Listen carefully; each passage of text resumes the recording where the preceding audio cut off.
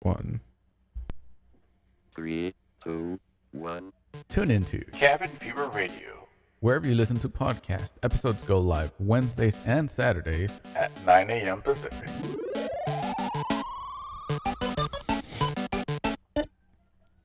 Ba-ba-ba-ba-ba-da-ba-ba-ba. Do-do-do-do-do-do-do-do.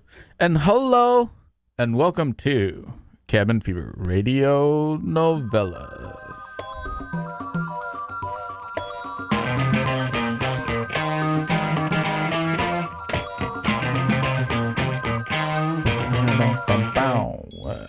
This is season 4, where an isolated group of talented actors and creators come together to stave off their madness and yours, and keep us all entertained through dramatic readings of your favorite movies and TV shows, along with original material. This episode is sponsored by Vengeance Turns the Motion Picture. What started out as an original Cabin Fever Radio show and podcast turned motion picture, hence the name. But we'll hear a little bit more about them later in the show. I am your host for the evening, Mr. David Ruano, and in this season we are focusing on a series of feature-length films that have in one way or another inspired parts of Vengeance Turned the Motion Picture. And joining us for the reading is the OG3. If you recall back to season 1, we have Moriah Hart, Bobby Smith, and I am Mr. David Ruano.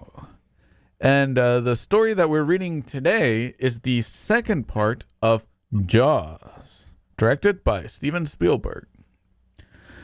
Be sure to like, follow, and subscribe to Cabin Fever Radio on all social medias. The links will be in the description below so you can stay up to date with our various shows, especially Vengeance Turns the Motion Picture.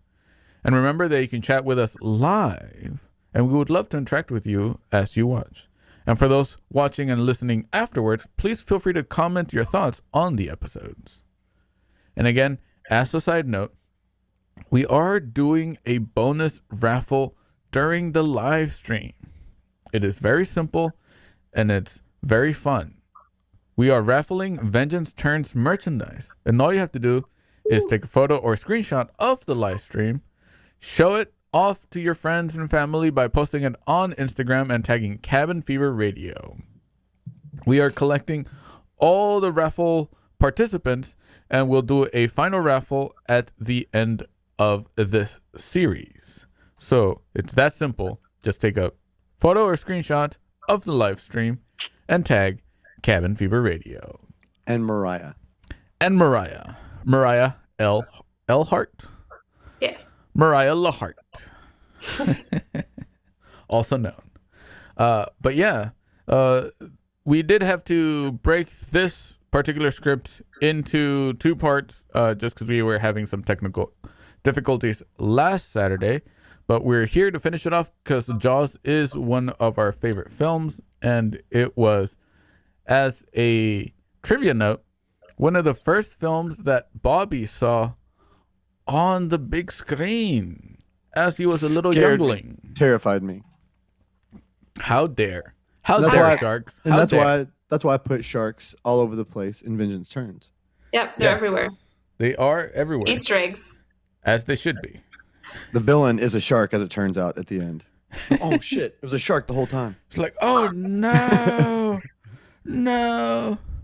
Never saw that coming. Good twist ending. That's the best part about twist endings, because they're so twisty. The Old West, no one's ever gonna believe that at the end of it, just like a shark shows up. Hashtag spoiler alert. I put that in my post just a while ago on. So no longer spoilers. But yeah, so if we are ready to go, we are Cabin Fever Radio. We are the OG3, and we are reading G3 Jaws. Oh gosh. Oh gosh. Oh gosh. Oh gosh. Ah, Oh. jeez. OG3. Oh gosh. Where we started. Entering Quint's abode is not unlike a spooky ride at Disneyland. The placement of objects, the dungeon lighting, the tendrils of smoke and dust in the air make a visitor wish he were carrying a 100-watt bulb. There is gear everywhere. The walls are adorned with jerky shark hides. Coiled ropes dangle like serpents above a galley stove that leaks smoke and holds 2 weeks' worth of filthy dishes. Tubes, barrels, rods, reels, harpoons, an antique gun collection, and a dizzy array of shark hooks line the walls, with one entire wall dedicated to a collection of laminated jaws, from the blue shark to the great white. Conspicuously in the center of the room is a swivel fighting chair, and it looks like the perfect place to have all your teeth pulled. Into this orifice of decay, Brody enters, and from his point of view, we see Quint hunched over a tub of steaming borax. I know it's late, Mr. Quint. Quint lifts a ghastly set of dripping jaws from the solution. Snappy little novelty item. He holds it up. Picture frame, toilet seat. No offense to you guys. Very touchy. All set for the Hallelujah chorus and stuck on a first note. Brody enters the room. I would have called you. Quint walks towards Brody with borax dripping from both hands. He places them. Sure you would, sweetheart. I'm Chief Brody, Mr. Quint. Suits me. I'm a social undesirable myself. Listen. Me and you, great big white. Who told you? What's the count up to down there anyway? You couldn't have much town left, have you? Got Ben Gardner this time. Oh, Ben, sharks will eat anything. I need to talk to you, Quint. Quint slips past Brody's blind spot to the opposite wall, and Brody tinsels his swivels too fast, almost spinning 360 degrees before breaking with his feet. Anything? Know what I found inside this tiger? Aside from fish and all. He moves proudly. 20 feet of cable, half an army coat, 4 brass buttons, a Cocker Spaniel, a license plate, drip shirt, and a 6-pack of Diet Pepsi. We can't have this damn thing sneaking in. Oh, Chief. Show a little respect, Jesus. Whites are ahead of the mob out there. This sounds like Lucy Luciano. Lucky Luciano. Lucky. Ever caught one? A 13-footer, actually. Tigers or teenagers or whatever you want to call them. Now you're asking $10,000, but look. Chief, forget it. I got 2 bills a day for charters. I sell the hides, I sell the teeth, I sell the fins for soup. You ought to try a little shark sometime. Hammered says terrific here. Quint hops over to the oven, an avalanche of pots and pans, a burst of smoke, and before you know it, Quint is presenting Brody with a hot plate of food. Ha ha! Home fried hammerhead. Brody turns away from it. Sorry, nothing fancier tonight, boy. I do a Mako Provolenko. What was that? Provençale? Provençale. Whatever you want to call it. I make a Mako. How's $400 a day, Quint? Serves yourself, Chief. Shark liver oil, best lubricant in the world. How much do you want? Clowns trying to bargain. I came on my own, Quint. Yo ho ho and a bottle of rum. See, if we can make a deal tonight. I don't know, but here's what the price is tonight, Chief. Quint stalks Brody as he talks, and Brody's trying to look reasonable back into the room, bumping into the objects of art. 25 grand to go for it, plus 25 more if I land it. All repairs on the boat, and on me, a new rod from Hades in London. A life subscription to Playboy, nonetheless. A stereo track, and a flat screen TV. Quint, you know they'll never. Well, let's finish. If I get me, different deal, 75, no extra. 75 for who? For nobody. To make this place a museum or something. Quint's Monstrous Palace. How's that? Maybe have me stuffed in the middle here somewhere? He poses, stuffed with a harpoon in the middle of the room. This is the first time he stopped moving.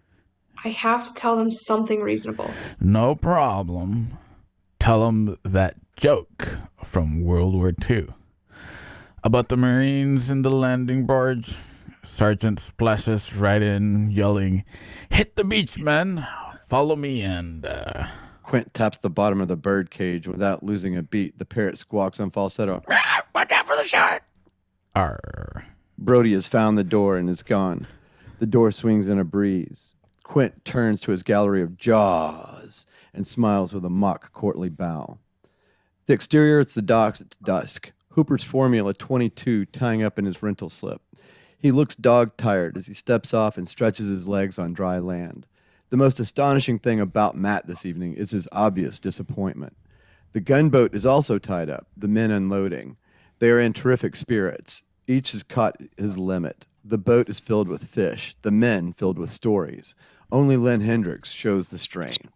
We'll angle on Brody, riding up on his police bicycle. He sees Hendricks 50 yards away in the dusk, shaking his head. Brody turns and rides down the dock towards Hooper, saying goodbye to his day help. Any luck? Might be for you, Mr. Brody. I think it's all over. How can you be sure? The sea is full of fish again, for one thing. You won't find sea life in the territory of a great white. All the fish we saw in the ocean today, you'd think they were celebrating. I played low-frequency music underwater, and that usually works faster than blood. You feeling okay? There are signals in the water. I can always read them, and the currents are shifting. Ron's gonna want a statement. What about taking precautions? I'd take them, sure. Lookout posts and an alarm system. If you can afford picket boats equipped with sonar repellent lines across the bathing area, Jesus, we must have gone 6 times around this crummy island. And you're sure it's... You'll never be immune to attack. It knows where you live now. Good night.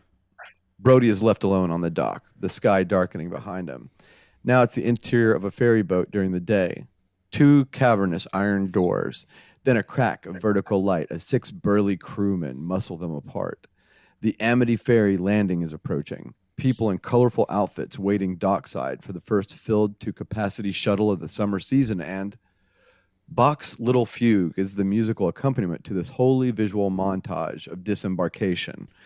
The next 2 minutes should be treated like a short film, taking into account all of the colors, episodes, faces, and behavior of a variety of Americans who colonize eastern resort communities for the 90-day season. A train car trundles down the ramp, bumper to bumper. B, young, beautiful people from Princeton, Yale, NYU wearing knapsacks, toting luggage, babies riding in papoose rigs, energized children, senior citizens holding hands on the pedestrian ramp, a few wheelchairs. C, the sidewalk vendors hawking balloons for the kiddies, hot dogs, hot fried clams, Italian ices, fake cell phones. D, the Amity Cab Company, small blue Toyotas run by students on vacation, queued up like a bomber wing. E, Hooper is watching. Station wagons with pale winter faces pressed anxiously to the windows. Cadillacs with rear admirals at the helm. Their wives with their blue hair like Marge Simpson, remembering the way from years before. Then 6 blonde and tan Coney Island meatballs descend the ramp.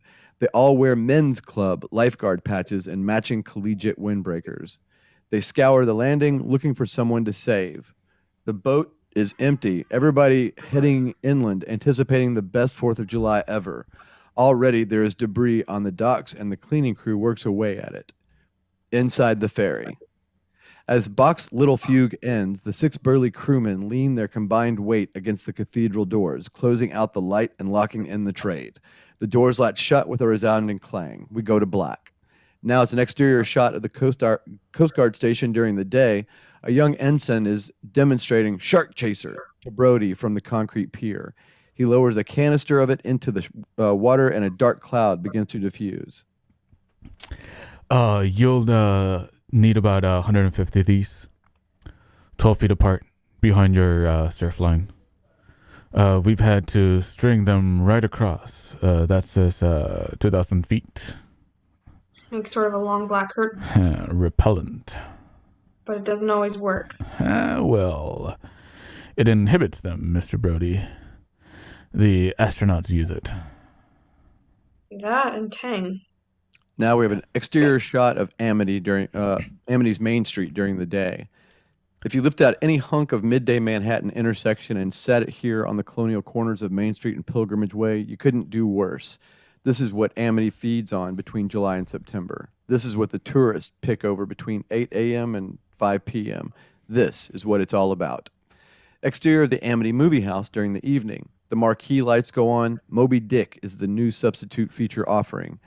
Pan down to show the theater manager and a boiling, pacing Larry Vaughn. I want this off before the weekend.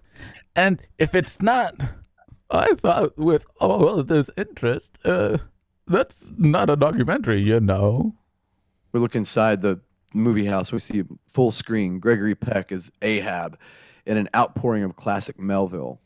The white whale explodes through the waves and crushes 16 harpooners. A single sandpapery laugh accompanies each special effect. And now we angle on the movie house.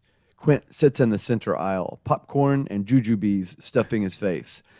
The splayed projection beams dance around his head as he roars with amusement. People are getting up and moving away from him. He is watching with delight, slapping his thigh, thumping the seat back with his feet. Back to that movie screen, we see Ahab getting tangled in the line and dragged under by the whale. Quint can be heard over this. Now we see outside on the South Beach on the 4th of July, a 4-foot surfer's swell curls and crashes on shore, riderless. The broad sandy beach is a mosaic of summer color as 1,000 vacationers practice fun in the sun, but not in the water. Hot dog stands and ice cream vendors are everywhere. Now we angle on the lifeguard stations. A half dozen lookout lofts, as many handsome lifeguards with walkie-talkies strapped to their trunks and loudhailers at arm's reach. Bored, 2 of the hot dogs train their binoculars on some local color. Now out at sea, tactically flanking a 300-yard apron of black repellent are 4 small watch boats. A 5th tiny pleasure boat darts around the repellent line. Further out, crossing back and forth are patrol boats of 6 and 7. To top it all off, a Coast Guard blimp floats 300 feet above. On shore, a crunch of gawkers makes life miserable for a mobile TV crew on their van-shaped unit. A graduate from the Columbia School of Broadcasting is interviewing Martin Brody in front of dozens of camera-conscious kids. Will you be going for a dip, Chief? No, I'll be sticking to business today. As you see, we have spotters up and down the beach, and out there's the Coast Guard, state police, county police. Everyone's cooperating on this. The question is, if it's so unlikely as you seem to think. It never hurts to play it safe. Thank you, Chief Brody. Let's do a group at the hot dog stand. Vaughn is watching the ocean, aware that nobody is in yet. He turns in the direction of a selectman and his family, and after grunting hellos, falls on his haunches and talks through a dogged smile. Will you please get in that ocean? What? Nobody's going in. Move. Them too. He gets up, gesturing, "Go in," to another townsman. The selectman gathers his senses, swallows back nagging nerves. How about a swim, gang, huh? Not you. You have a cold. Vaughn spies Hooper, alone on the sand in his trunks, looking out at sea. The selectman and his family of 4 start into the ocean as Vaughn approaches Hooper. You've earned a day off, Doc, and thank you. He just stares at him. We feel you've done a heck of a job, you know. I feel the same about you. Yes. Now we angle on the selectman and his family. They walk into the surf deeper and deeper. Sometimes hard to stop, isn't it? Yes. Until a wave washes over their heads. The selectman surfaces and realizes he is wearing his watch. Never mind. Others follow suit and begin to trickle into the white surf. Boat number 2. 4 state police with their 30-06s stowed discreetly under their seats. As a Bering state policeman walks to Brody on the walkie-talkie, we notice that boat number 5, a short-range speedster, working the repellent line. We're putting in the first cans on, buddy. Calm down, will you? You guys want a beer?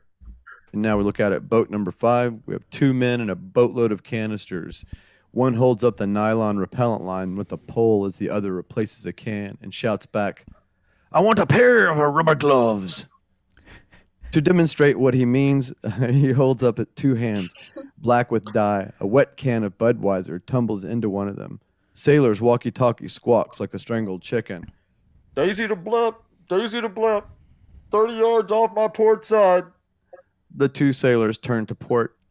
On boat number 7, we see Hendricks is on the radio while a Coast Guard spotter works the sonar. Hey, anything? I thought I saw a shadow over there.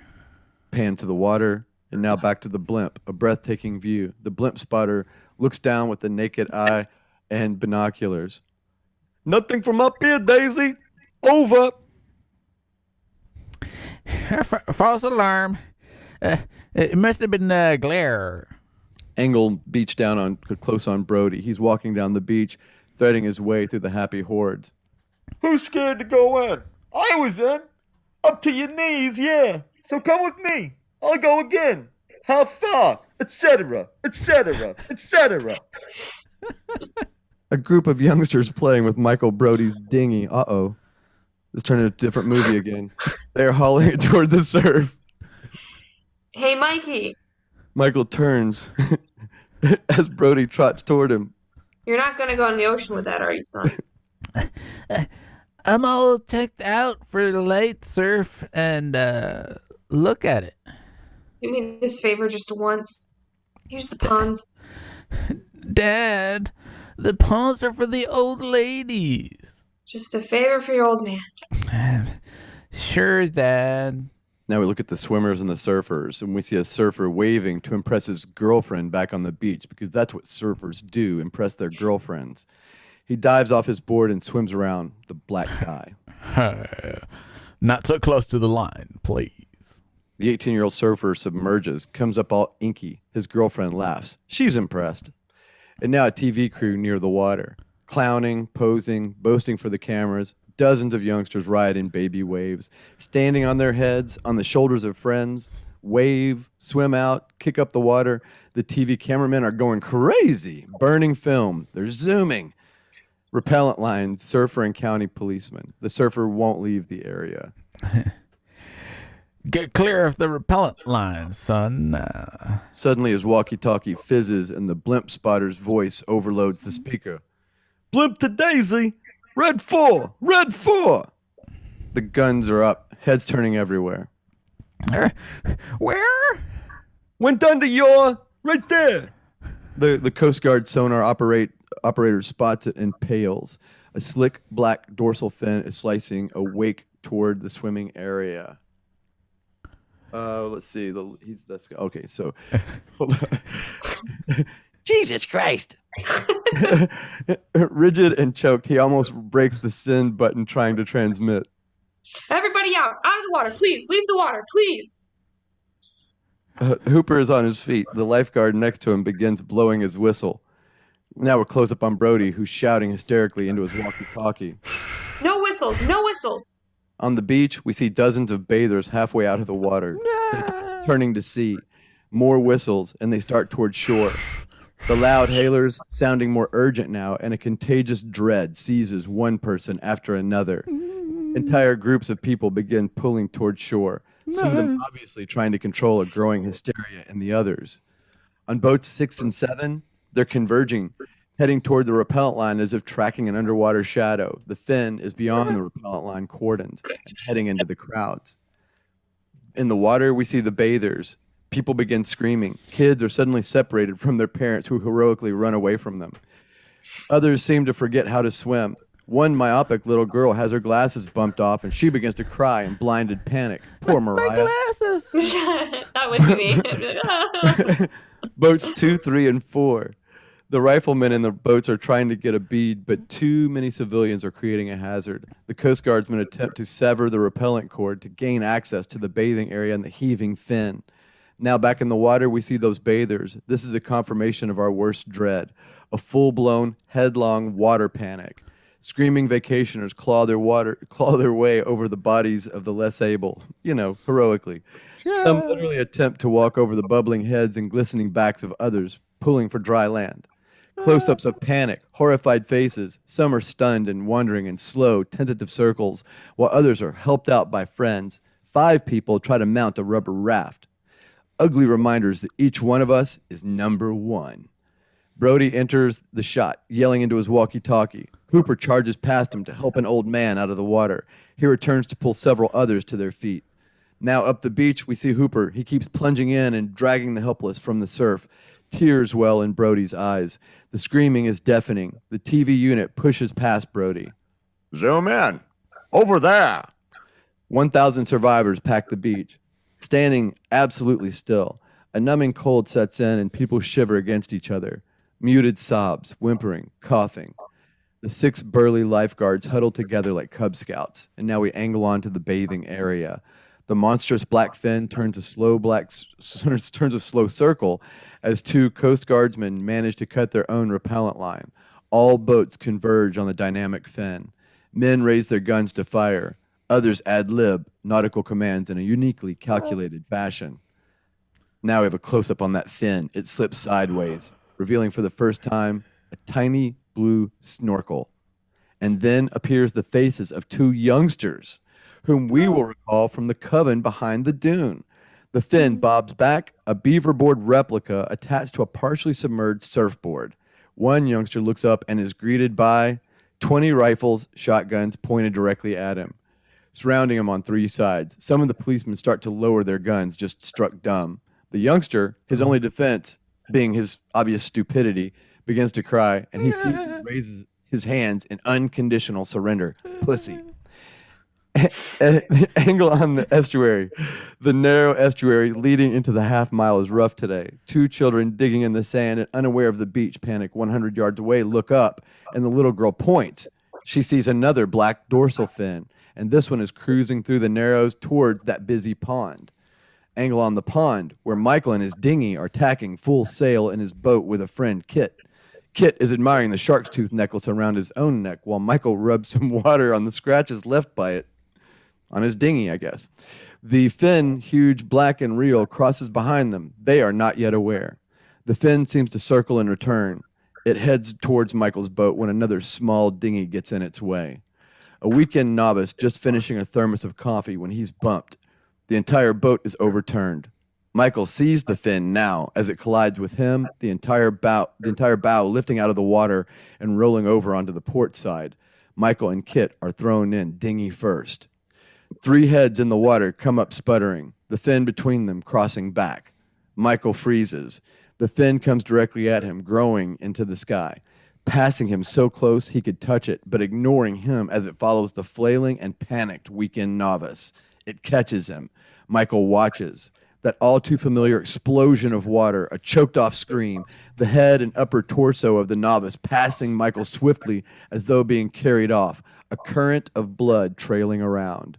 The renewed cry of "Shark! Cement your pond! Shark!" Brody turns. Oh, God. Running through the slogging sand. I told my kid to be over there, he's thinking. Block the estuary. And we did that right. Okay, so 3 boats racing to carry out the orders. The black fin repassing the 2 children, racing to get out. 1 rowboat reaches the mouth before the others. The fin won't veer off. It smacks into the little vessel, tearing off the bow and beaching it in its wake. Racing into open water, blood behind it. We have a close-up now of Hooper. He's pulling Michael out of the water as Brody runs up. Michael is conscious but in shock, his eyes staring at nothing. He's in shock. Get blankets. People gather and Brody snatches beach towels out of their hands. They cover Michael and carry him off the beach, feet raised above his head. I can read signals in the water when they're around, when they leave. I saw the signals. It moved on. They reported an attack up the coast towards Ipswich. Up there, Ipswich, Maine today. Oh, Jesus, Martin. I'm sorry. Now we have an interior shot of Quint's shack. It's dawn. The 1940s hit Hubba Hubba Hubba blares from the new stereo. Hubba Hubba Hubba. Barbara Walters blares from the new color TV. Hubba Hubba. Brody has the look of a man who has gone with. Do you know that song? I've never heard that. Well, I guess I have. Hubba, hubba, hubba. Hubba, hubba, hubba. Hubba, bubba, bubba. Brody has the look of a man who has gone without sleep for 2 days. He slouches in the fighting chair, watching Quint, who is having Salvatore, towards the door. You know which can, stupid. The whale meat. Get him out of the deep freeze and on board. Picks up a harpoon and points it. And where would you like this shark delivered, sir?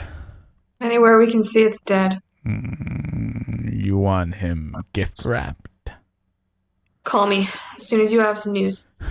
What is it now? I ain't a-going. I ain't a-going. You ain't what? I ain't that crazy, that's what. Now I brought in some big mean mothers with you, but I'm resigning on this. No, sir. Mutiny on the Bounty. I don't mess with nothing built with no station wagons. 18 or 20 a foot. How much do you want? Not with no man eater. He ain't gonna leave no reputation on me. Go load up. Oh, that's all I'm gonna do. I might have to wait till I dig up another. I'll go. Quick. Tie me a barrel knot. I really want to go, Mr. Quinn. 5 lengths of 1/2 inch. 20 number 14. Straight a gaff. I'll get a pro to come along. Flying gaff. Tail rope. Ice splices. 1 pillar iron. Pretty good. We cut to his dock and Hooper's fighting gear is on the deck. His colleague from Woods Hole looks at him with some dismay as they go over the checklist of fighting gear from the Oceanographic Institute. The colleague, in a smaller boat alongside, hands him the last few bits and pieces. Powerhead, CO2 darts, hypo, regulator, tanks, depth gauge. The colleague glances up towards the flybridge and Quint. Salvatore goes back and forth, rolling on chum barrels. You shouldn't be in on this, Matt. Hunting anything down, that's not our area. Maybe I'm in the wrong area. Quint looks down at the undersea cage that is sitting on the transom of the Orca. What is this, glamour boy? A portable shower? Thanks. I'll see you. Huh? Anti-shark cage. And you're inside that? In the water? If necessary. You're in the water with a shark. That's right. Believe me, if all these endeavoring young charms that I gaze on so fondly today. Let's go. And now we angle on the pier. Brody is walking down the pier, bundled in foul weather clothes like a tenderfoot sea scout. Carries a shopping bag and an overnight kit. Quint can't help himself. He guns the Orca's diesel engines to sound like a wolf whistle. Oh, well, shiver me timber. Brody is helped unsteadily into the boat by Salvatore, who then leaps lightly to the dock and casts off with style. Panache, you might say. Even now, Brody is beginning to look sick. He holds onto the hatch handle. Bow, stern, aft, forward, port, starboard. Got it? Good. Missing a great adventure, Sal. Salvatore waves and smiles as the boat pulls away. You bet, Mr. Quint. Bye-bye. The Orca chugs past the dock and out toward the narrow breakwater. Note, to be inserted, the Blue Shark Frenzy per Benchley's novel. Get the third act underway here, okay? Now, is that where we're stoppage? Yes, on that quick little note, this episode is sponsored by Vengeance Turns the Motion Picture.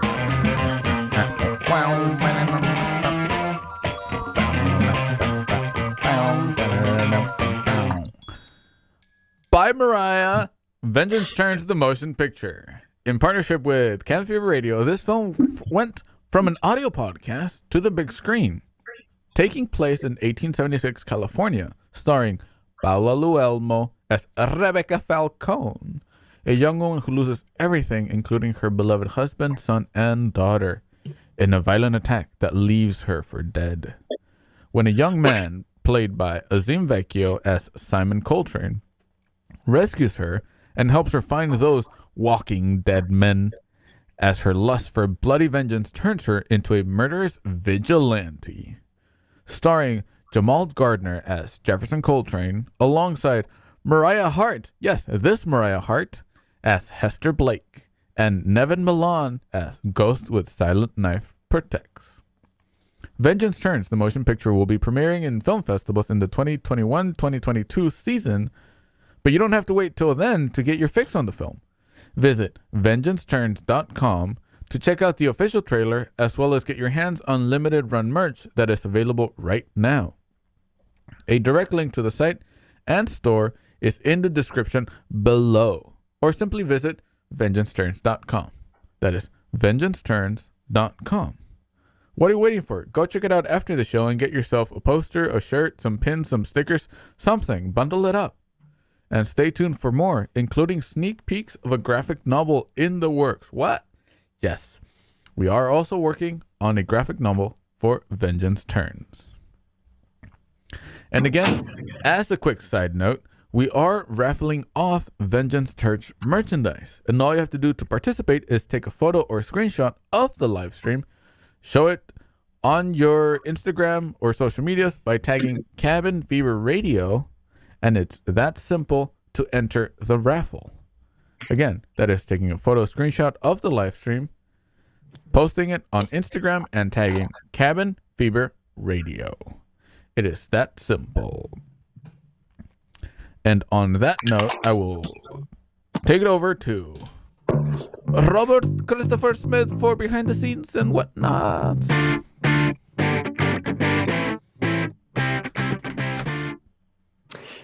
Oh, what an exhausting year it's been. Anyone else tired of COVID? Anyone else tired of being like locked inside? Anyone else ready to have a life again where there are other people and you interact with their elbows? Ew, no. Like, well, I'll pass. R. Hard It's, pass.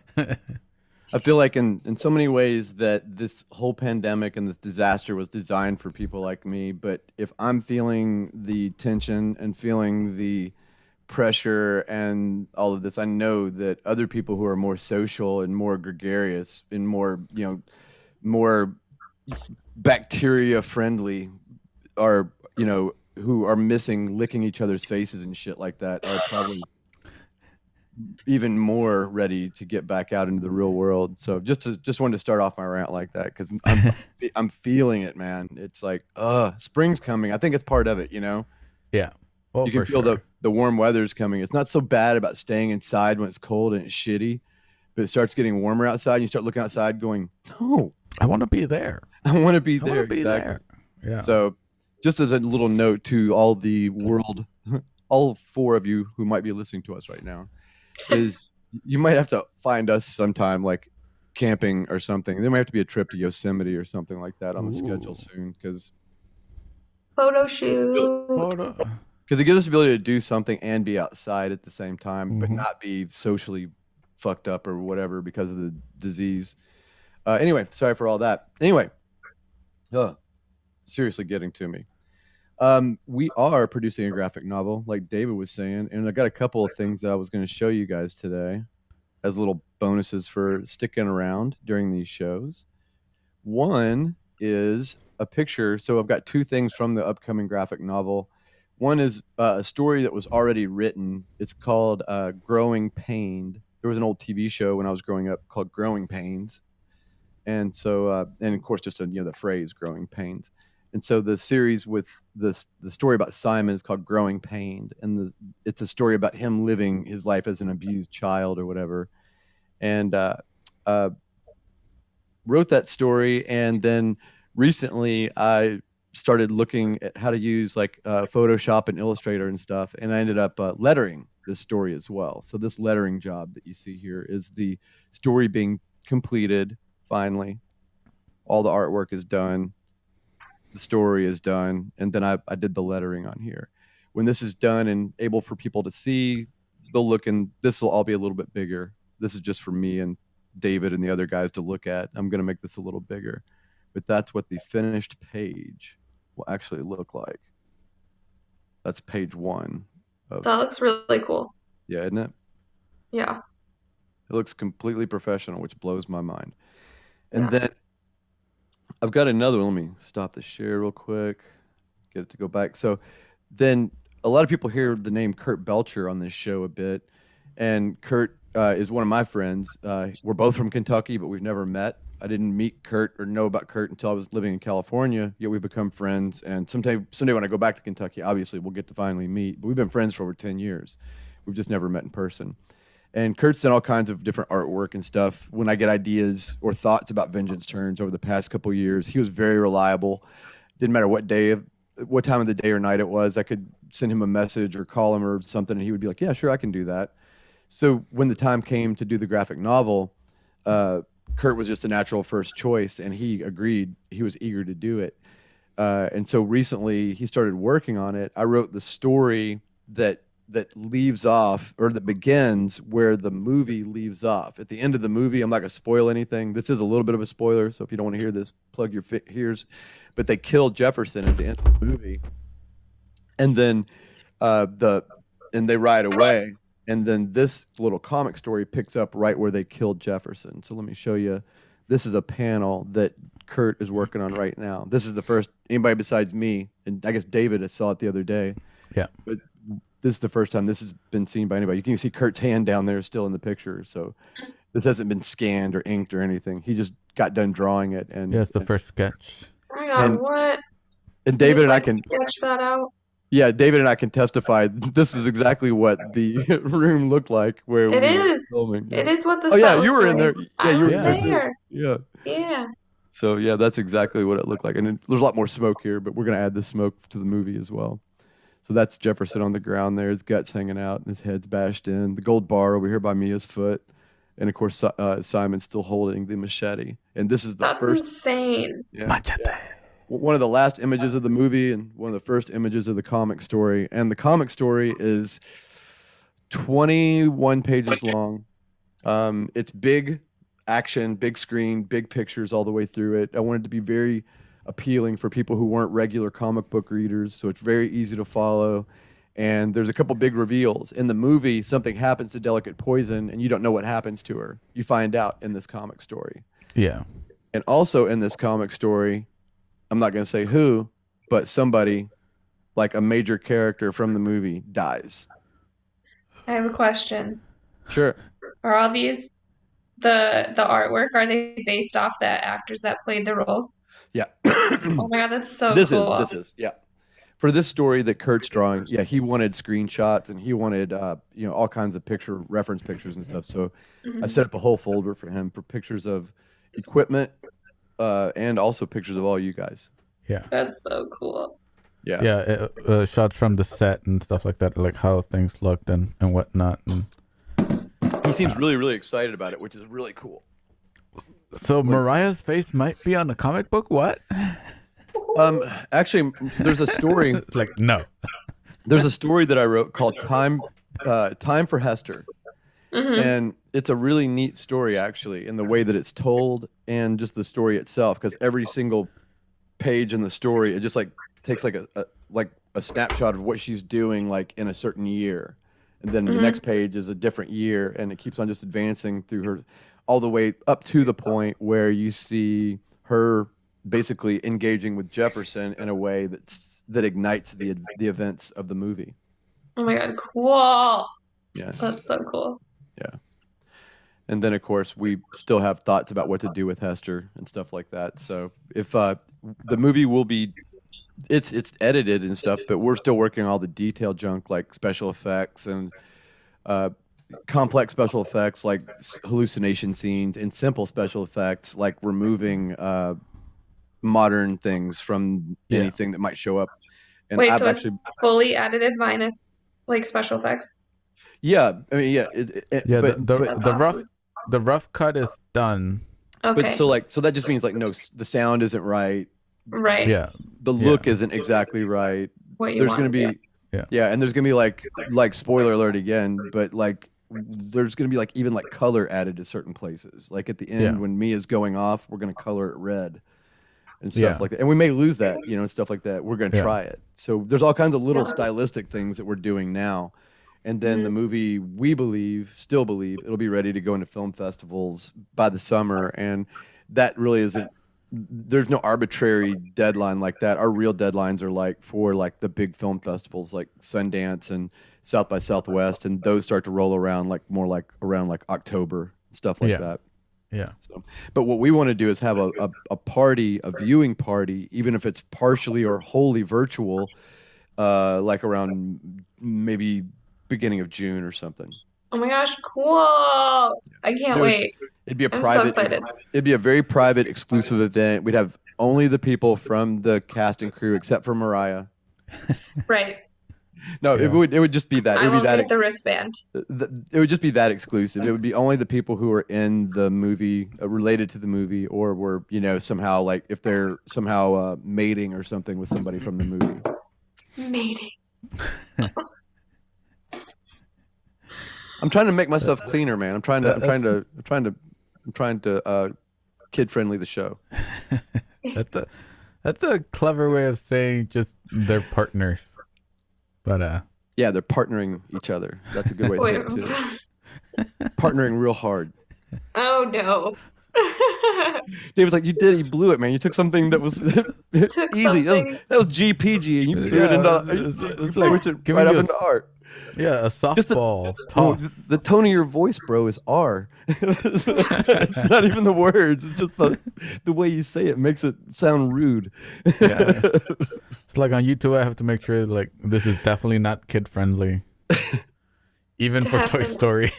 Even for Toy Story, it wasn't kid friendly at That all. wasn't my fault. That wasn't my that fault. was the script. That Yeah, was the script. definitely That the was script. there's something messed up going on with those writers, bro. Well, they listen, they 'cause knew what they have were to- doing. They're kid shows, but like they have to entertain the parents too, because the parents That's have to true. sit there with the Yeah. computer too. Yeah, I'm telling you, as somebody who writes, you know what you're doing when you write something like the baby was banging against the bars or whatever. You're like, mm-hmm. Yeah. Somebody's gonna read this and laugh. Yes. And we did. And And hopefully we you did. guys did too. Yeah. So what do you guys think?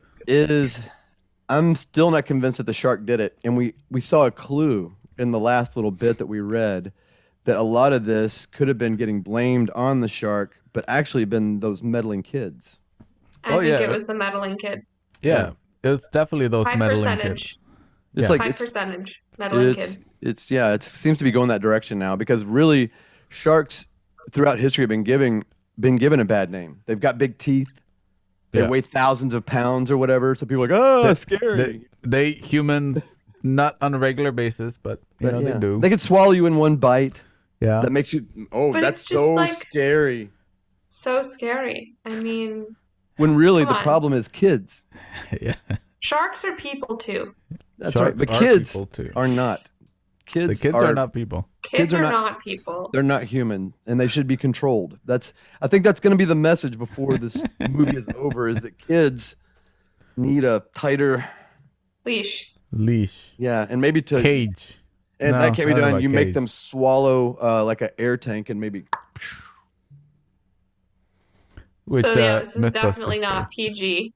No. This movie was rated PG. What was Was it? it? It was. Really? In I promise you, there was no PG-13, and this movie did not get rated R. It was PG. yeah, I can definitely see that because again, you don't see that much blood and gore. One of the reasons why I like Jaws is the suspense aspect of it.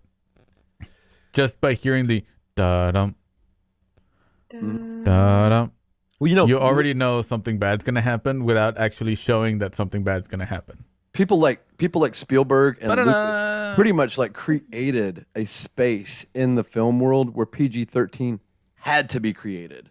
Do you know Yeah. what I mean? Because Yeah. like they were doing stuff that's like it's not pushing it out into the R territory, but it's definitely not something kid friendly. So we got to come up with something else. And it's like, okay, well, how about teenagers? And if they're not this old, then their parents better go with them or something, you know? Yeah, because it's definitely one of those things where like Jaws, it doesn't have like bad language. It doesn't have sexuality. It doesn't have.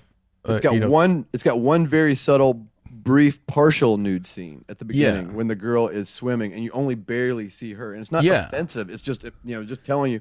And the most offensive part of that could be traced back to the fact that she's high and drunk, and that's the reason she's doing it. You know, yeah. If you're ignorant about it, you know. And even on that, it's implied that she's high and drunk. We never see her smoke anything or drink anything. And the way that most movies worked, especially back then, this does work as a morality tale. If parents want to let their kids watch it, it's like, see, that's what happens. You know, you go out and start drinking and slutting around, shark will eat you. Yeah. Drinking and slutting around. Shark gonna get you. That's You'll be eaten by a shark even if you live in the middle. Doesn't matter. There's a message there. It's a message, and I get it. Yeah. But yeah, no, it's definitely one of those things where like it didn't have all that, but at the same time it had some blood, it had some suspense, it had some jump scares. So there's blood and stuff, but the biggest guts in the movie, if you recall, are actually of course Quint at the end, but really the biggest guts are the shark itself. It's just blood, coming out of his mouth. But he's partial. Remember, he's in half. Yeah, at that one point. So that's he's dismembered. Yeah. But the biggest guts part is the shark itself when they blow it. Oops. Well, the also the other guts was the shark, the other shark, the one cutting it open. Yeah, when they cut it open, but yeah. All right. The shark didn't do it, by the way. No. So conspiracy theory. Start leaning towards the kids, and it'll feel like a twist at the end. Yes. Yeah. All right. So they're out on the ocean. Let me bumper us in real quick. Thank you for listening to Cabin Fever Radio. This is Jaws.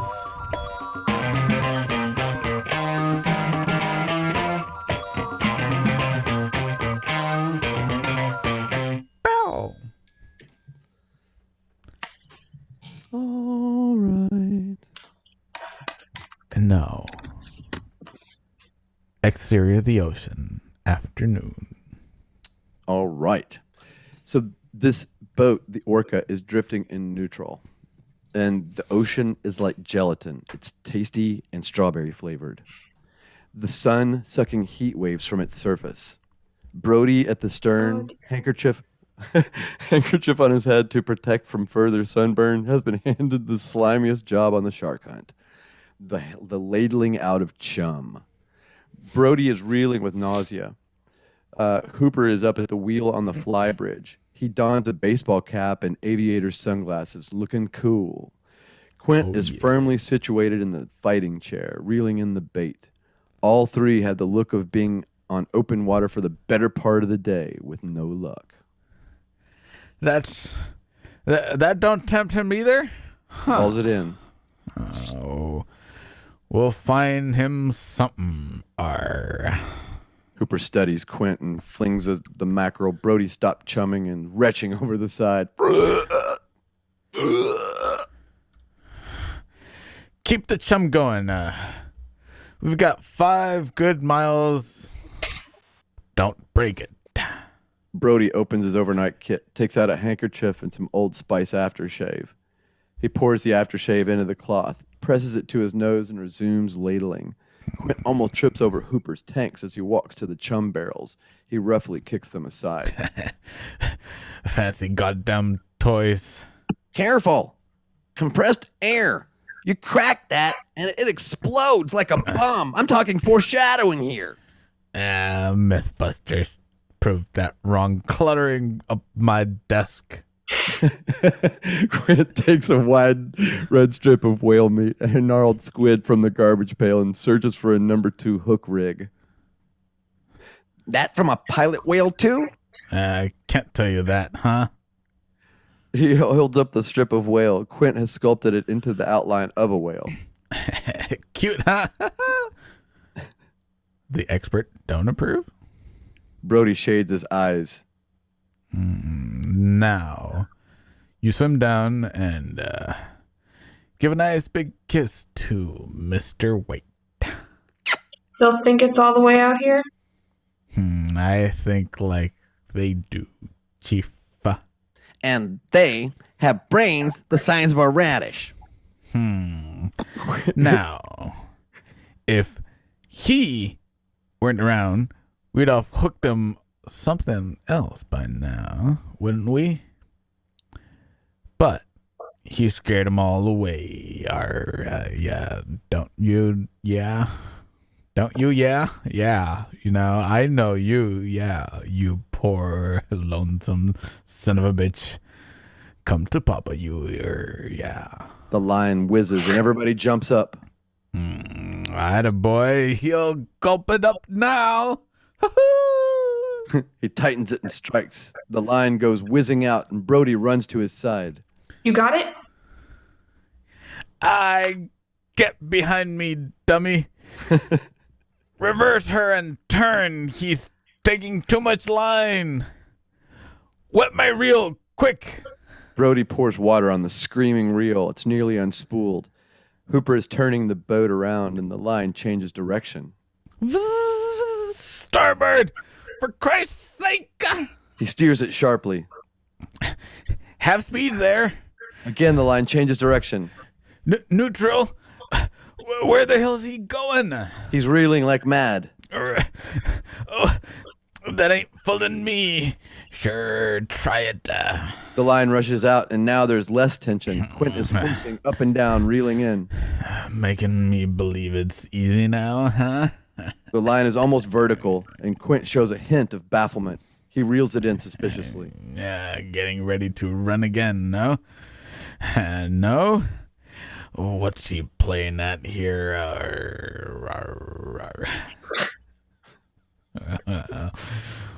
Put those gloves on. Let's see who's gonna tease on who. Down here. Do it like I told you. Hooper is rushing down. Can't bring him up so quick. Don't you? And how do you know? How do you know? The leader shows the water line. Brody is wide-eyed, waiting for that first look. He's nearly up. Buckle me. Fast. Grab the lead. He ain't normal on this one. They never snap it. Jerk. Hooper snaps the rope onto the leader and holds on. Watch your hands. Grab onto this. Before he realizes what's happening, Brody is clumsily clutching at the big rod, appalled. Quint skips away for a harpoon. He picks one from a row of 12, turns. That's when the leader lashes free, sending Hooper crashing backwards in a serious fall, and the rod whips at Brody's forehead, drawing blood. Quint snatches up the rod and reels in. The wires have been bitten through. Sure. You're having a ball, huh? Get back up there. He's hurt. I'm okay. What's the point with the hooks and lines? Don't tell me my business. Quarter mile, that way. Full throttle! Hooper shakes off his dizziness and obeys, and Brody watches the Quint rig up a new leader, hook up the same bait. I don't understand, though. How do you expect to... This tricks him to the surface. Get that? Then I can jab him. Understand? Think I'm gonna haul it like a catfish? Huh? Brody starts to put some sun cream on his sunburned nose. Over there. Why over there? At least you handle the boat all right. I can do more than that. Look, Quint, I brought along a... Stop. Here. Cut the engine. Hooper cuts the engines as Quint swings nimbly down. He stands stock still on the main deck, motioning Brody to be silent. Then, picking up the newly rigged rod, Quint soft shoes it over to the chair. About to sit down, he freezes. We see Clint close, looking stunned. We see Brody close, moving back, his eyes wide. We see Hooper moving closer, aghast. And now, combined point of view, we see the shark. First, the jet black fin, then the head and the upper jaws 20 yards off, It finally submerges, veering off to one side with a neat slap of its tail. And now, angle on Quint, he puts the rod away. Jesus, I heard they got that big. Closer to 30 feet. 25 and 3 tons of them there. What's the formula? Girth, say 150 inches squared and divide by 800. That's 6150 by 2000. Just over 3 tons. Quint snorts and dumps the chum overboard, flings in 2 mackerel. Where'd it go? Hooper is rummaging in his gear. Brody watches him locate a small waterproof signal light. He starts to attach it to the first barrel. Quint, who has been scanning the sea, spins around. Don't monkey around with my gear. Your harpoons are attached to these, right? They pop up and drag on him till he's through. Isn't that the idea? Yeah, you can't improve on that. Hooper switches on the signal light. It pulses a glow that hurts the eyes, even in broad daylight. What if we have to follow him? Sonny, take that and your formulas and your cage. Take your whole half-ass hardware store and here and... A wail of a thump jolts the orca. Kaboom! What? Quint grabs for a harpoon. Brody pulls his snub nose special from his shopping bag. Hooper sees the panic on Brody's face and reaches a hand out to help him. Put that away. Once more! Quint almost takes a tumble into the water. We see the glistening black fin below him. He plants the harpoon. The great white slaps the transom with its tail and sounds. Coiled rope and barrel. The rope reels out in a blur, and Hooper pins Brody out of the way of the spinning coils just in time. Could have cut him in half. The barrel with flasher attached literally somersaults out of the boat, missing both men's faces by 7 inches. Exactly, they measured it. Quint is already poised, feet planted with harpoon number 2, and now we angle on the ocean. The barrel skips like a flat rock over the surface of the water, then unexpectedly vanishes under. Where he can't stay down. Soon with that on. Wait till I stick him with 2. That'll worry him. Come on upstairs. What's he waiting for? He can't keep down this long. Brody and Hooper enter the shot behind him, and now the sun is low slung over the horizon. Why don't we go in? Have a crack tomorrow?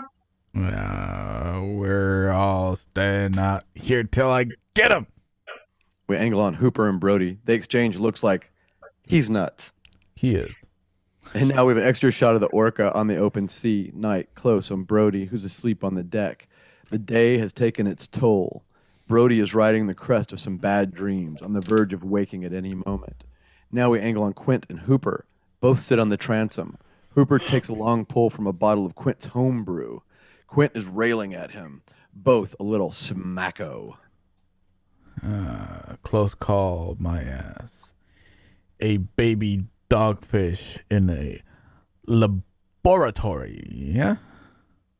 See this thumb? You've got the monopoly, huh? Here. Hooper rolls up his trouser leg, showing a crescent scar on his calf. Look at this one. That's just the beauty mark. Quint starts pulling up his own pant leg. Mm-hmm. Bull shark scraped me. I was down getting samples, and he... Mako. Match that. A slow, mischievous grin stains Hooper's soggy face. He slowly unbuttons his shirt. Wow, wow. Knowing an ace beats the 3 of club, an S-shaped white scar on his side says gin. 8-foot moray eel. Right through the suit, buddy. And Quint staggers to his feet, begins undoing his belt. Bow, chicka, bow, bow. He undoes his zipper. Bow, bow, bow, bow, bow. Yeah. You're in one piece, ain't ya? Hear me lovely. Quint pulls down one side of his pants to his hip. It looks like a small piece of him was cored out. Oh, poor Quint. Minor league. Where's that from? Tulsa, Newark, New Jersey. Both laugh as Hooper pulls his shirt down over his left shoulder. Right. You want to play dirty? Standing in line for The Exorcist. He shows a little scar. They laugh again. Yeah, I got a toe that'll wipe the floor with you. Hooper, laughing, undoes his belt. Bow, chicka, bow, bow. A what? You got a what? You want to see something, buddy? I'll show you something. It looks like a toe. This looks like a toe. He's up again. The stroboscopic signal light surges to the horizon. Very handy light. I'll see that. Yeah. Let's move on him. Now till I can see him good. Even though one will keep pulling him up, but he'll need 3, maybe 4. Most I've ever used was 2. Bastard ran out halfway to Liverpool. You kill him? Always do. Once I stick a barrel on him.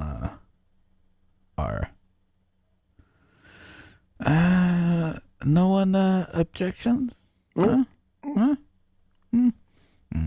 Joss. Tum-tum. I object. 2 feet wide. Sustained. Real prestige item. Hooper shrugs. Quint hands him the bottle. Hooper cocks his head, noticing a scar patch on Quint's right forearm. How'd you get that one? Down again. The scar on your arm. I had a tattoo there. It changed your mind about somebody? It said USS Indianapolis. Now we get a close shot on Hooper. His face falls as he hears this. Quint looks at him ironically. Guess you experts know about that, huh? Once again, Quint turns his way to the sea. You were on her? June 45? On her and trip right off of her onto the dark with 900 other clowns. Started with 900 anyway, floating in that big warm Pacific. Most of have been dinner bell in there, explosions, and half the guys bleeding. Soon as the sharks came homing in on us, we went by the manual, of course. Kept trying to float in groups, doing what If said, splashing at them, yelling at them, hitting them in the nose. They won't bother you. All that, you know. They tore apart about 100 men in the first night. And pretty soon, when they stepped it up and you'd feed them, bump you, and guys get pulled down a couple of yards away, and it got to 2 days and 3. Well, some fellas couldn't take it anymore. It just peeled off their life jackets. Get it over with. We were in the water 110 hours. Sharks average 6 men an hour. They're all experts. Jesus, Quint. You can't blame. Hooper is interrupted by the boom and banshee cries of a distant whale. Now we angle on Brody, who springs out of his shallow sleep.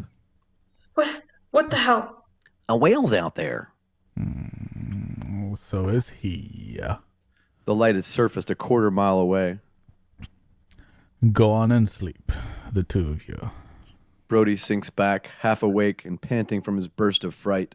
Hooper looks at Quint a long time, suddenly a stranger again, then beds himself down in the balmy night air. Quint starts to doze, massaging his missing tattoo.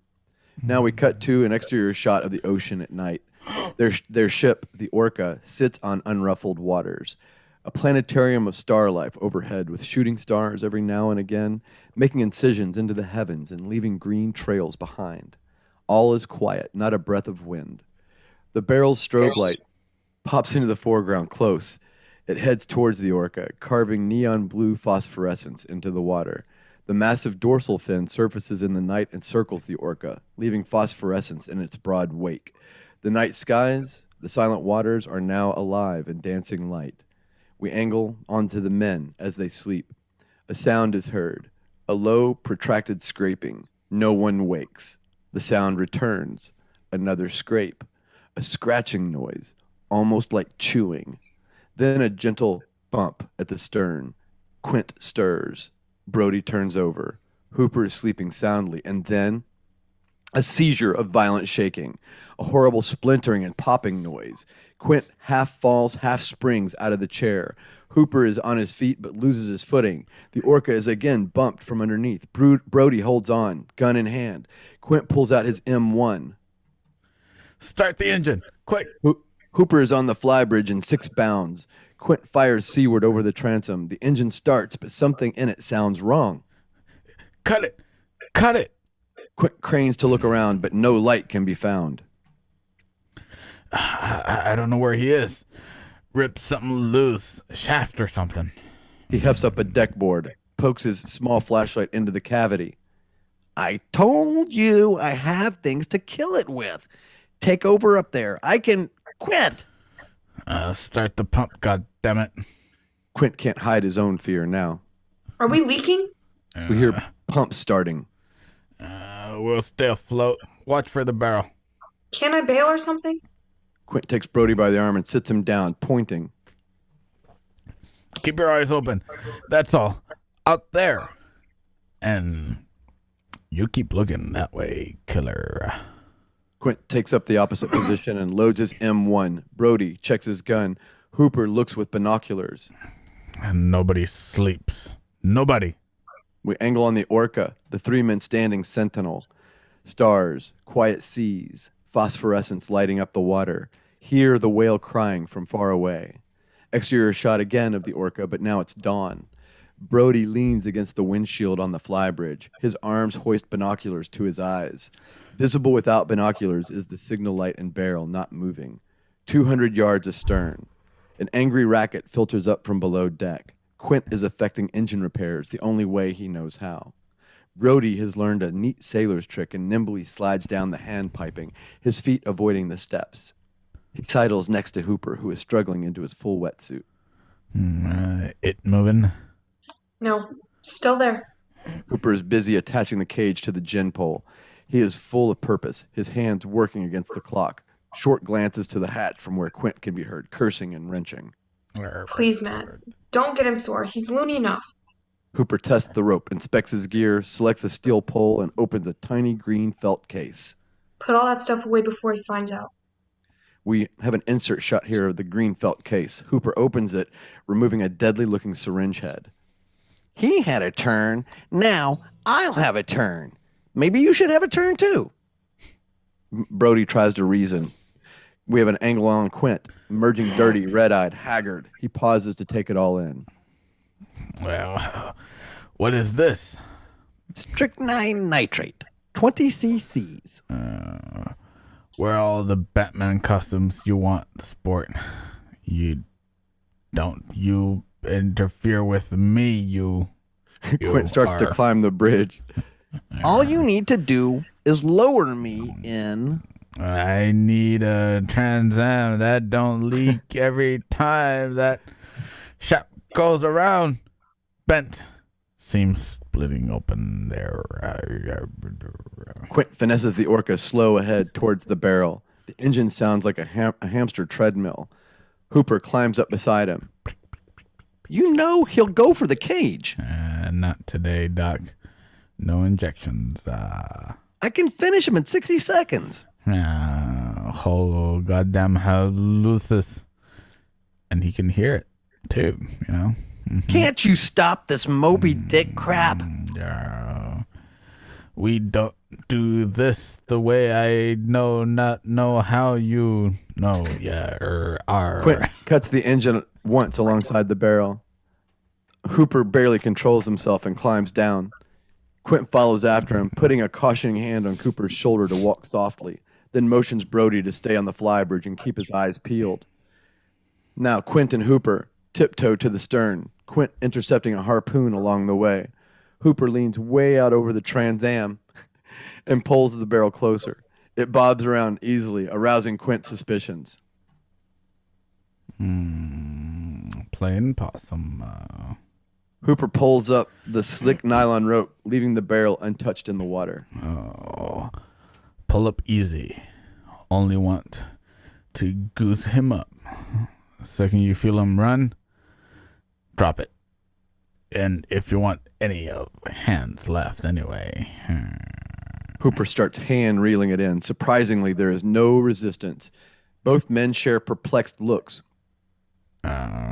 Then Quint reaches over, his whole body leaning over the side, putting down his harpoon. All right. Here, give me. I don't get what he's... Now we angle onto the water. Both men are draped over the side, their chins almost touching the water on the aft side. From the opposite starboard direction, fully unfastened from the barrel, comes the great white shark. First the fin, then the conical nose and the upper border of the white grinning teeth. It knifes through the water in absolute silence, propelling itself with tremendous speed towards the unsuspecting men. We get a close-up on Brody. His instincts shine, as does his newly acquired sense of direction. Shark! Starboard! It's under you! Now, we look up close on Hooper and Quint. They turn just in time, and a long spine stretch saves them from instant decapitation. The great white passes the transom, the harpoon still in its side and trailing 5 feet of chewed-off cable. The monster rolls on its side and looks at them as it passes. Then, with a great sweep of its tail, it lashes the side of the boat, ripping the rope from Quint's hand and shearing off 5 square yards of their paint like a lathe. It makes a wide arc out to the sea, only the fin showing now, and begins to circle around, back towards the boat. Quint notices his hand, palm cut and bleeding, realizes he came that close to losing his whole hand. He has never been more dangerous. Haul on the rope. It can't fool us. Start the engine! Brody and Hooper exchange glances. The engine starts with a terrible grinding. Easy now. It'll tear you out. We can't do it ourselves. Shut up, you. He'd shoot through this. He cracked your boat. Radio in for help. Pump her out a little. I mean it. Send out an SOS. Don't make me laugh when I'm working. I'll do it. Brody heads off for the cabin, and now we get a close-up on Quint. A perfectly terrible look comes over him. He raises up and starts after Brody. Brody disappears into the cabin, and Quint pauses outside and sees his callous... Let's see, what does he see? Quint's lead-sintered baseball bat, and he grabs it fiercely. And now the Radio Shack. Brody picks up the radio, flicking on knobs and lights on the complex console. Bloop, bloop, bloop, bloop, bloop, bloop. That's complex. Beg your pardon. Angle on the doorway. Quint appears silhouetted in the hot light of the door, raising his bat. Duty first and pleasure after. I thought it was meal first and duty after. All right, close up. Brody looks up in horror. Close up of Quint. Quint brings down the bat with all the strength he can muster. Crash! Sparks fly. Lights blink and go out. Plastic and sections of metal ricochet all over the cabin as Quint demolishes the ship-to-shore radio. Quint takes a happy breath, winks at Brody, and hands him the bat.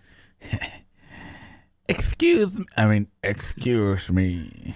If he were 10 years older, Brody would be on the floor with heart failure. Close up of Hooper, pointing. He's coming right at us. No. Coming at us? Slow ahead. He'll slam us. Head on. Slower. Throttle back now. We angle on over the bow. The shark is closing the gap faster. Hard to port. Hooper pulls the boat into a tight turn, and Quint has a shot at the upward rolling flank. He sinks it with careful precision. Try shaking that out.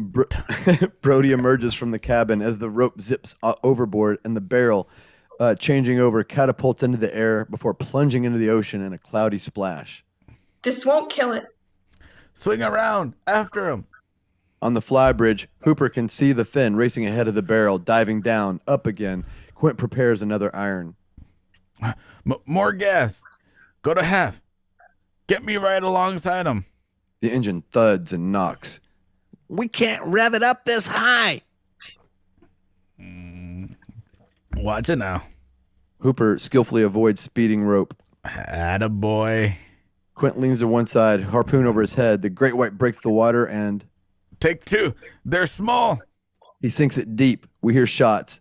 As the new rope whips out, Brody can be seen standing on the gunwale, clutching the steel cage with one hand, firing his pistol at the shark with the other. Quint shakes his head in amused disbelief at this as the barrel goes over. Don't shoot him anymore. He's crazy on his own blood already. I can't stand here doing nothing. Or order in the court. Now we angle on the water.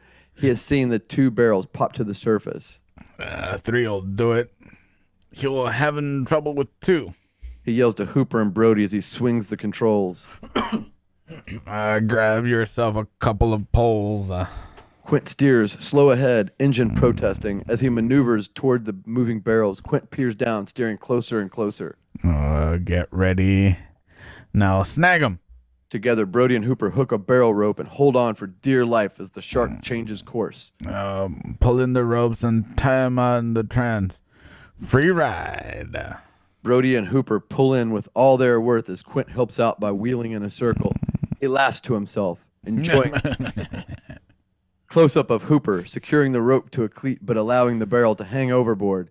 He helps Brody with his chore on a second adjacent cleat. Now a wide angle of the Orca.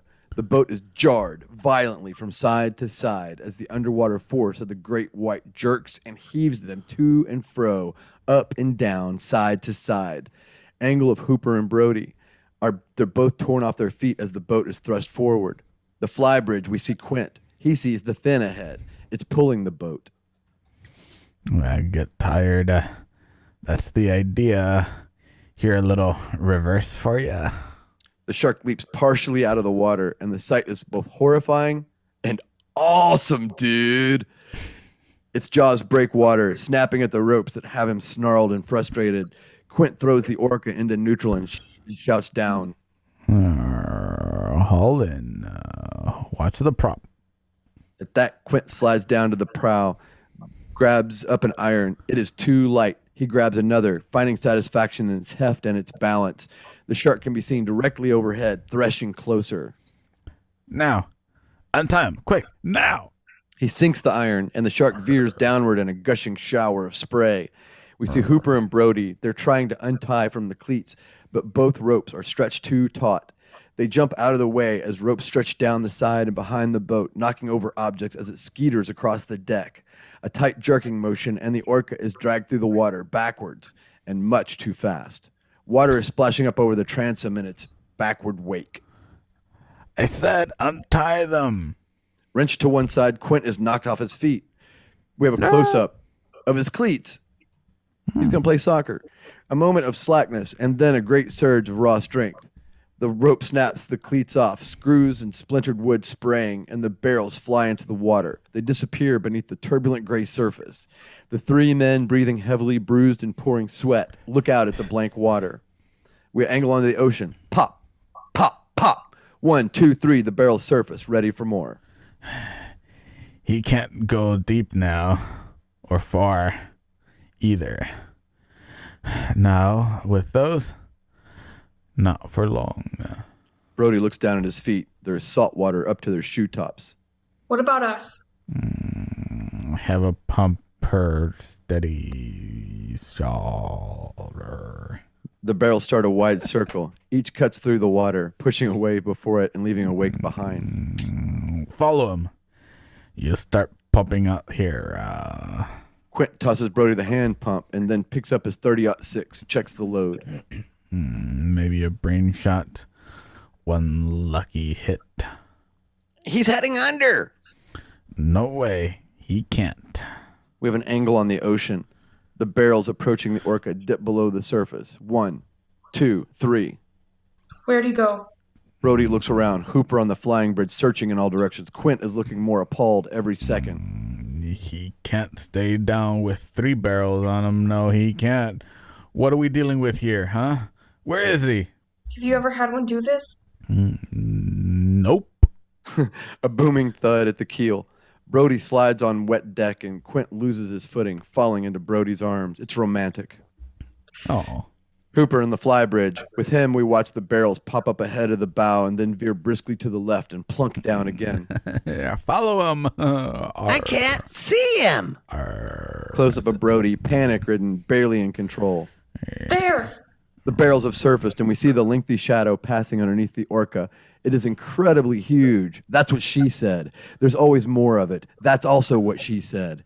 There's a scraping noise. Quint looks down as two of the barrels drag alongside the boat. He's trying to sink us. Dead astern, ziggy, zaggy. There is something different about Quint. He's quieter now, more icily calm. The colorful cockiness has left him. Brody senses that Quint knows he's in for the fight of his life. The orca taking evasive action, but the three barrels are steadily closing the gap, the engine making sloshing noises now, missing and backfiring. He's chasing us. I don't believe it. Full throttle. Full throttle, rock on. To port. We look at Hooper, and he gooses the throttle, but the engine only screeches and pounds erratically. The three barrels pass beyond the boat, negotiating a tight circle and plowing mercilessly toward the orca. The tip of the fin aims for the stern. Quint is ready with his rifle. The shark breaks water and rises like a rocket, snout, jaw, and pectoral fins shooting straight up. We see the smoke-white belly, the pelvic fin, as it clears the surface and falls sideways, drenching Quint, who fires 6 times. Throttle back. I was waiting for the 6 shots. When the next peer out, the dorsal fin can be seen gliding away, beginning a long circle around the orca. Riding about now, the orca's engine's breathing its final fumes and fails. Close up of Brody and Quint, utter dismay. Hooper turns the key, the motor, but the engine is dead. Angle on Quint. His eyes flick from Hooper to the transom. It is cracked. Then out at the barrels, they don't seem to be moving. Maybe we killed it? We didn't kill him. In rebuttal, the barrels begin to move again, closer and tighter, concentric circles. On deck, Hooper, slipping into his weight belt, strapping on his compressed air tanks. Nobody wants to stop him this time. Even Quint helps him on with his things. Your pumps are out, too. Drop me down to 20 feet or so, okay? Hooper walks over to the cage, opens the steel doors, and closes himself in. Try and keep him off me until I'm down. Quint nods grimly, and Hooper brandishes the pole with a fixed syringe. He gives a thumbs up, and Hooper absently returns it. Quint circles the deck, eye on the barrels. We see Hooper and Brody on opposite sides of bars. Lower away, Chief. He pops his mouthpiece between his teeth and lowers the face mask. Unsure, Brody manages to undo the knot that starts the cage into the ocean. He and Hooper stare at one another romantically, longingly, as their faces pass. Hooper's moving down into the slate gray sea. Brody curls the rope around his forearm for a stronger hold, thinking he may never see sweet Hooper again. That's the way, Chief. That's the way. Live and learn. Underwater in the cage, Hooper's point of view, submerging, the sky, horizon, waterline, clean, fresh sea air, then the magnificent interspace with bubbles sparkling in front of us. We angle on Hooper in that cage as he floats down to 20 feet. Hooper never stops looking around, 360 degrees. He removes the rubber guard from the needle, and he just waits. Up on the surface, Brody and Quint, their turning heads tell us that the barrels are still circling. Suddenly, both heads stop turning. We see the sea and the barrels have come to a stop. Delicately, they change course and meander towards that lowered cage. Underwater, we see Hooper. His back is to us. He is just now completing a visual sweep and turns, eyes front into close-up, and he fixes wildly on something monstrous and fascinating. Hooper's point of view, the water is clear, shafts of sunlight streak downward into the blue. From the deep gloom, diving slowly, smoothly, comes that damn shark. It moves with no apparent effort, sinuous beyond comparison. As it nears the cage, it turns, and its ghastly length passes right in front of him. First the snout, then the jaw, slack and smiling, then that black eye. Hooper tentatively reaches out. It is too far for the strychnine pole. The vinyl flesh is pocked with bullet holes, iron scars, gaffing hooks, and strange open wounds that tinge the passing currents with pink. Up on the surface, the trailing barrels gong and scratch the keel of the orca above. Brody and Quint leap back. Back down to Hooper, close up on him. The shark has vanished into a cloud. The shark has vanished into a cloud of rising silt. Hooper, expecting this shark to attack out of the same general direction, braces himself, pole extended through the bars, breathing faster, straining his eyes into the gloom, and we see that the shark is attacking from behind him. The cage is sent careening. Hooper grabs the bars for dear life. The shark has grabbed the steel struts in its brutal jaws, shaking the cage relentlessly from side to side, bending the bars like clothes hangers. Hooper can't turn the point end of the pole around. His body jammed as far away from the non-rational attacker as possible, and he is trapped. The shark withdraws to get some running room, then charges again. The bleeding snout thrusts deeper into the yawing bars, the jaws snapping and twisting 2 feet from Hooper's torso, the tail thrusting it forward. Hooper drops the strychnine pole between the bars, and it tumbles slowly towards raptured depth. All the shark needs is one more good thrust before separating Hooper at the waistline. Through frantic bubbles, Hooper fumbles at the overhead hatch cover, kicking up and out of the cage. The shark backpedals with its tail, but the broad head won't shake loose. Hooper rushes downward after the strychnine pole. We angle on the shark. As spirals of harmless bullets bead the water, the shark twists free of the cage and arrows downward after Hooper. Hooper nearly recovers the pole. Again, it slips from his frightened grasp and this time disappears into a narrow abyss, another movie coming later from James Cameron. Hooper turns and looks up. The great white is lunging at him 20 feet above. Back up on the surface, one of the barrel ropes snakes around the cage rope and pulls taut. Hooper, back down there in the deep, turning to meet the monster which, though held back for a moment by the snarled rope, now surges forward. Up on the surface, Brody and Quint. The orca is listing dangerously aft, the gin pole bent almost to the breaking point. Brody is in a frenzy trying to haul up the cage. Quint attaches the end of the rope to a hand winch. That gin pole is splitting. Let go of it. The pole gives way, the rope whipping down on the gunwale. The pulling of the tonnage below is tipping the orca, dragging it, but Quint won't give up the winch. Brody hauls on the rope barehanded. Underwater, we see Hooper maneuvering downward away from those jaws. Suddenly, the crazed shark veers upward for the surface. On the surface, Quint, the winch, is working faster now. Quint demonically winding it in. The crushed cage bangs against the hull, then breaks water. Brody is horrified. The cage containing his sweet Hooper is empty. He's coming up. Master angle. The shark breaks the water right beside the orca, rising with a great whooshing noise. It rises vertically, towering overhead, blocking out the sun like you've seen in the posters. The pectoral fins seem to reach forward. The shark in all of its monstrous glory falls onto the stern of the boat with a shattering crash, narrowly missing Quint and Brody. It drives the stern underwater. The ocean pours in over the transom. The jaws snap from side to side. Brody flounders backwards away from it.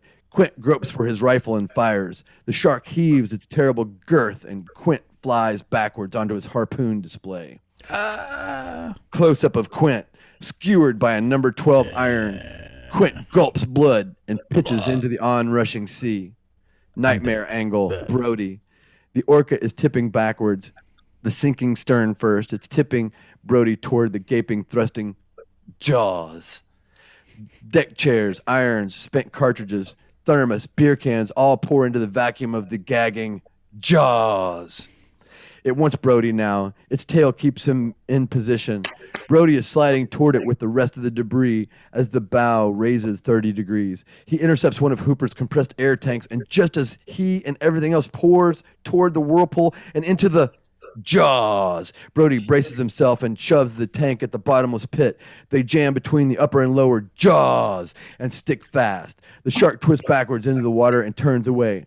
Hooper, rising, is peering around for Brody and Quint. The shark is spinning in crazed circles. Its head thrusts, indicating that it can neither dislodge nor swallow those silver tanks. It bites down at 15 tons of pressure per square inch. The tanks explode. On the surface, we see the explosion. A 30-foot geyser of bright red water touches the black sky, spreading everywhere, missing nothing. Underwater, clouds of blood. Shark suspended carcass. Another cloud. Quint suspended. Surface of the orca. It sinks with a rumble. We see Hooper close up on the surface, raising his mask from the water. He kicks towards Brody. Underwater, the steel gray body of the shark is falling away, an apparition evanescing into the darkness, sinking in a slow, graceful spiral, stopped by the bobbing barrels. Surface, Brody and Hooper. Brody is holding on to a cushion, barely afloat, in shock. Quinn, is he dead? Hooper crosses Brody's chest with his left arm, keeping up in the water. Don't talk, honey. We've got a long way. There's a high shot of the two tiny, miserable heroes swimming from the debris, never knowing that they are being followed by the zombie corpse of Quint. We fade out. The end. So the sequel, if people haven't seen it, Jaws 2 was mainly about the zombie Quint. And that's really what we shark Quint. And that's really what we put into Vengeance Turns, was really more about sharks inspired zombies. Shark made zombies really were. Yeah, that's the whole premise of shark made zombies in the Wild West. The vengeance. He was the corpse. It was his vengeance. It was his vengeance. Yeah. Originally, a lot of people don't know this, but originally Dave and I thought about calling the movie Vengeance Jaws, but it just didn't. It doesn't roll off the tongue. Yeah, it didn't have the correct flair. It doesn't sound scary at all either. Yeah. Vengeance Jaws. Especially if it's an old shark. Like, I mean, that would have been as dumb as calling that movie Turns. See? It's Foolish. language. Words matter, people. Words matter. Words matter, numbers don't. But again, thank you for tuning in. This was fun. I really do enjoy reading Jaws. There's a lot of things again that were not Slightly. were changed in the film. And again, like one of the most iconic lines, we're gonna need a bigger boat. Yeah, yeah. That was ad-libbed during filming. So it's one of those things where it's like people are gonna be like, oh, how come it's not in the script? Like, that's just the genius of the acting, being in character on set. I introduced a term, I think, on week 1 of doing this, of these movies that we've just did. And if they go back and they include all the ad-libbing and stuff into the script and re-release that after the movie is produced, it's just called retro-scripting. Yeah. Because we're going to do that with Vengeance Turns. When people look at Vengeance Turns, like the script, if we ever released it, then we would release it as 2. We would release it as the shooting script and the retro script, so that people could actually see what we took onto the set and then what we came away with. Yeah. Which is a lot of Moriah. And also, am I wrong too? In the movie, it's not the shark biting the tanks; it's Brody shooting the tanks. Yeah. And Hooper doesn't come up until after the shark is dead. We think that he's dead all the way. We think it's just Brody that survived, and then all of a sudden Hooper pops up, and they're like, "Honey, where were you?" And he's like, "Oh, I missed you too." Yeah. Yeah. So there are several different changes, like including the. If you look at those changes, those are pure drama choices right there. Yeah. And again, most of them are done on set, ad lib, or even in the editing bay. Yeah. Man. Well, because the other one was when they were talking about all the different scars. Mm-hmm. It's like one of the funny ones is where Hooper, like, he shows his chest, and it's like, you see that? It's like somebody broke my heart. That was the biggest scar that he had. And then from there, it talks into the experience on the SS Minneapolis. In Indianapolis, and then it goes on to them singing, and that speech, and Brody is never asleep. He is part of the conversation. They came out of the montage with the singing, right? Yeah, something like that. And in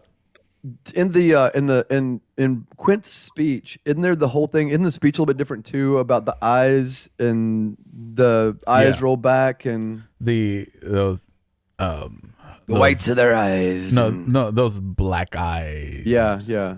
They roll back. Well, yeah, because he's talking about, like, it was 900 of us in the water. Right. And, once people were, like, taking off the vest and just wanting to die, like, looking into those black, like, big black eyes or whatever. And then... as black as whatever. Yeah. And R. Oh, not that many R's in the film either. But yeah, so there are a couple little things, and I feel like, again, it's one of those things where as an actor, you bring that out of the character. You live as the character and you bring it out, and makes it easier, makes it flow better. Instead of just reading lines, you add your own take to them, and it works. Sometimes it doesn't, but most of the time, if you're a good actor who knows what the character is thinking of, then you become that and makes it easier. And the director, all they have to do is just, okay, cool, take it up, take it down, like change this, change that, or whatever. Some actors really want to get spoon fed though, and want the director to really literally tell them every single thing. Yeah, and again, that also works, but like everything, it has to be a collaboration. If the director doesn't know that beforehand, it'll be completely different. Yeah, if you have an actor that likes working that way and a director who doesn't, it's never going to work. Yeah. You got to have those, definitely. You got to mesh styles and stuff. Yeah. I know Moriah. She wants everything to be perfect, even before she's on set. With extra cookies, por favor. No cookies on set. No. At the wrap party, lots of cookies at the wrap party. Not until we're done filming. Not until we're done filming and I don't have to be skinny. Kind of like what we were saying before we came on today. Same. I just want to be back onto a set that is like not mine. Yeah. I want to be on a set that is mine. Yeah. And we'll be there as a set that is not ours. I can if it's a set that is pay mine, us, Moriah. Yeah, I just want to be paid. I guess that's really the bottom line. I would also like to be paid. Not if it's your film. Unfortunately, not if you're. No, that's completely the other direction. Not if it's your indie film. Oh, if it's a studio film, makes it a little bit easier. Do you know the story of Sisyphus? Have you ever heard that about he rolls the rock up to the top of the hill, and every time he gets to the top of the hill, the rock rolls back down, and he has to roll it back up. That's what your money feels like if you make an independent. Great, super excited. That's the best part. I mean, but we'll chat a little bit about that more in the post show. And again, thank you to everyone who has been listening, who has been watching, who has been tuning in, who has been interacting with us, who has been following us. Remember, this episode is sponsored by Vengeance Turns, so go check out vengeanceturns.com. It's that simple. vengeanceturns.com. Thank you for joining Cabin Fever Radio. And you get more information on this show and upcoming shows on cabinfeverradio.com. If you wish to support the show and get exclusive content like our post show and some behind the scenes photos and clips, go to patreon.com/cabinfeverradio. All the links and all the whatchamacallits and all the buttons and all, it's all in the description below. Or over here or over there or wherever the description is, that's where you get the information. So go to cabinfeverradio.com, get more information there. Go to vengeanceturns.com, and we'll see you guys on the next one. And as always, this is Cabin Fever Radio.